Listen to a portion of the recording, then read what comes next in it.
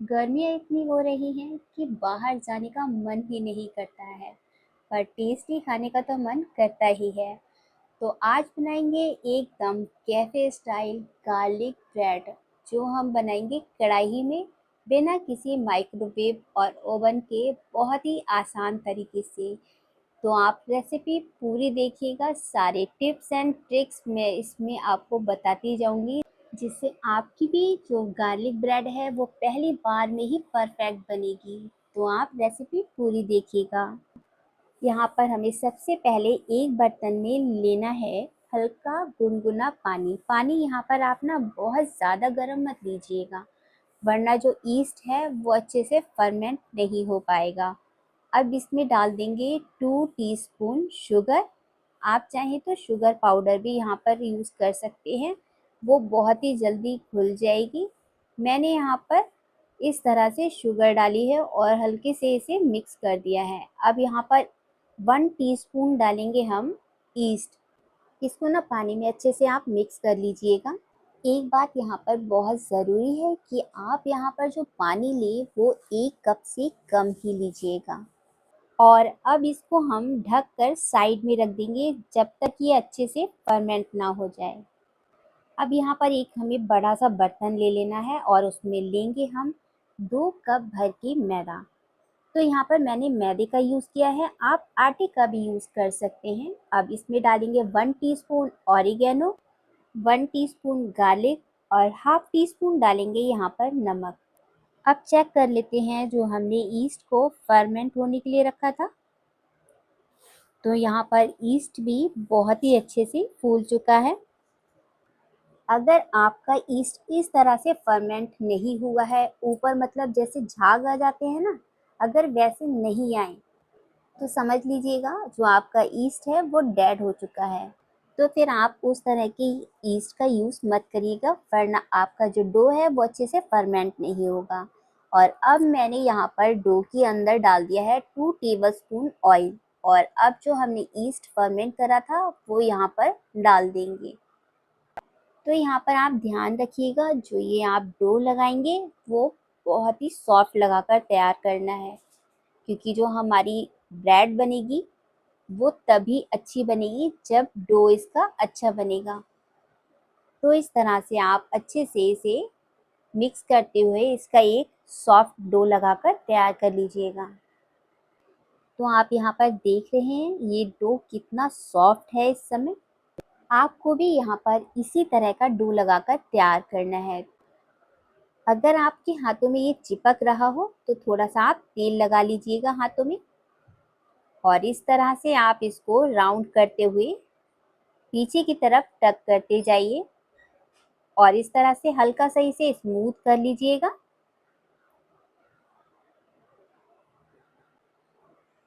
और अब इसे हम वापस बोल में रख देंगे, थोड़ा सा ऊपर से तेल लगा देंगे जिससे ये ऊपर से सूखे नहीं, और इसे ढककर 1 से 2 घंटे के लिए आप फर्मेंट होने के लिए रख दीजिएगा। अभी जैसे कि गर्मियाँ चल रही हैं तो ये बहुत ही आराम से 1 से 2 घंटे में अच्छे से फर्मेंट हो जाएगा। तो अब यहाँ पर एक कटोरी ले लेंगे और उसमें लेंगे 3 से 4 टेबलस्पून के करीब बटर, और इसमें अब थोड़े से ऑरिगेनो, थोड़ा सा क्रश किया हुआ गार्लिक और थोड़े से चिली फ्लेक्स डाल देंगे, और थोड़े से मैंने यहाँ पर फ्रेश धनिए के पत्ते डाल दिए हैं, इससे टेस्ट बहुत ही बढ़िया आता है। तो इस तरह से आप अच्छे से इसे मिक्स करके रख लीजिएगा। ये बहुत ही टेस्टी सा गार्लिक बटर तैयार हो गया है हमारा। इसे आप ऐसे ही अगर ब्रेड में लगाकर भी खाएंगे तो बहुत ही बढ़िया इसकी ब्रेड बनकर तैयार होगी। तो इसे अब हम रख देते हैं साइड में। तो अब 2 घंटे हो चुके हैं। इस डो को भी अच्छे से चेक कर लेते हैं। देख सकते हैं आप कितना अच्छे से ये फर्मेंट हो चुका है। इसमें बहुत सारी हवा भर गई है और ये बहुत ही सॉफ्ट और फ्लफी सा हो गया है। तो इसकी जो ब्रेड बनेगी वो बहुत ही बढ़िया बनेगी। इसी तरह से आपका जो डो है वो अच्छे से फर्मेंट हो जाना चाहिए। तो इसे अब हम इक्वल पोर्शन में 2 भागों में डिवाइड कर लेंगे। यहाँ पर इसकी एक बड़ी सी लोई हमें बनाकर इस तरह से तैयार कर लेनी है, और अगर आपको ये थोड़ा सा बड़ा लगे तो इसे आप थोड़ा सा निकाल दें और इस तरह से एक इसकी बड़ी सी लोई बना लें। और हाथों से पहले मैं यहाँ पर इसे थोड़ा सा फैला लूँगी इस तरह से।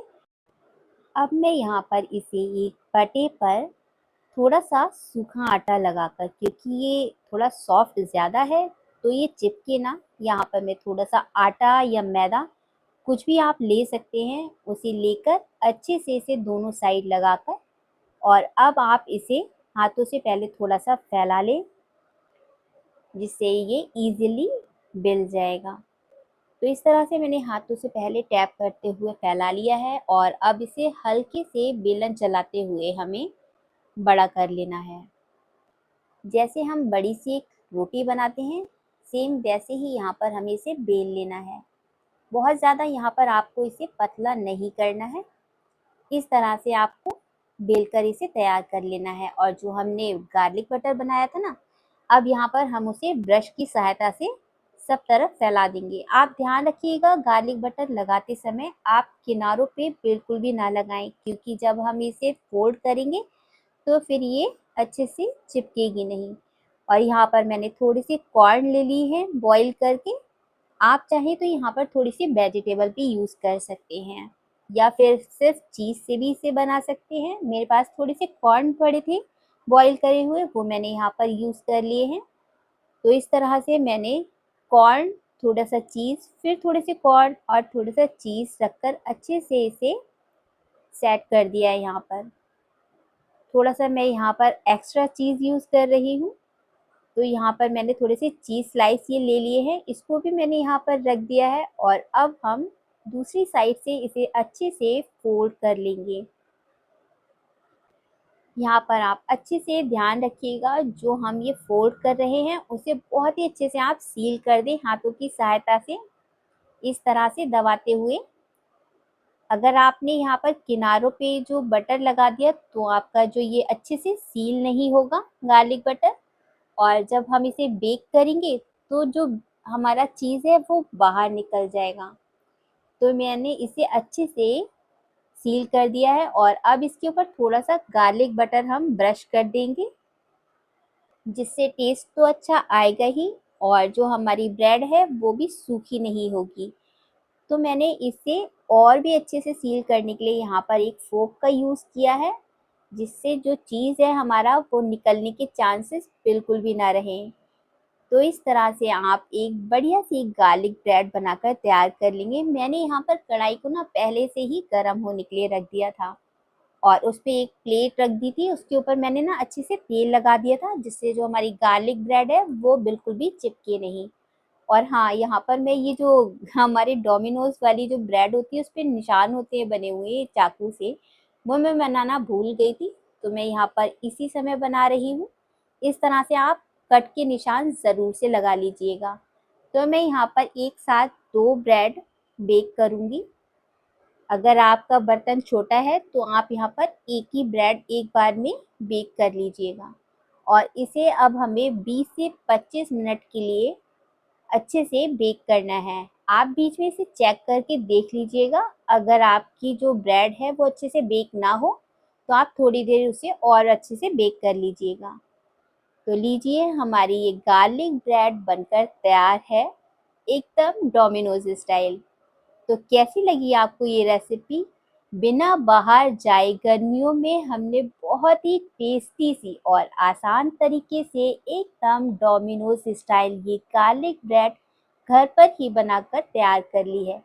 ना तो हमें इसे किसी ओवन की ज़रूरत पड़ी और ना ही हमें किसी माइक्रोवेव की। कढ़ाई में आप इसे बहुत ही आसानी से टेस्टी सी चीज़ी गार्लिक ब्रेड बनाकर तैयार कर पाएंगे। बच्चे भी खुश, और बाहर भी हमें नहीं जाना पड़ा। तो आपको ये रेसिपी कैसी लगी मुझे कमेंट्स करके ज़रूर से बताइएगा। और अगर आपको ये रेसिपी ज़रा सी भी पसंद आई हो तो प्लीज़ लाइक ज़रूर से कीजिएगा।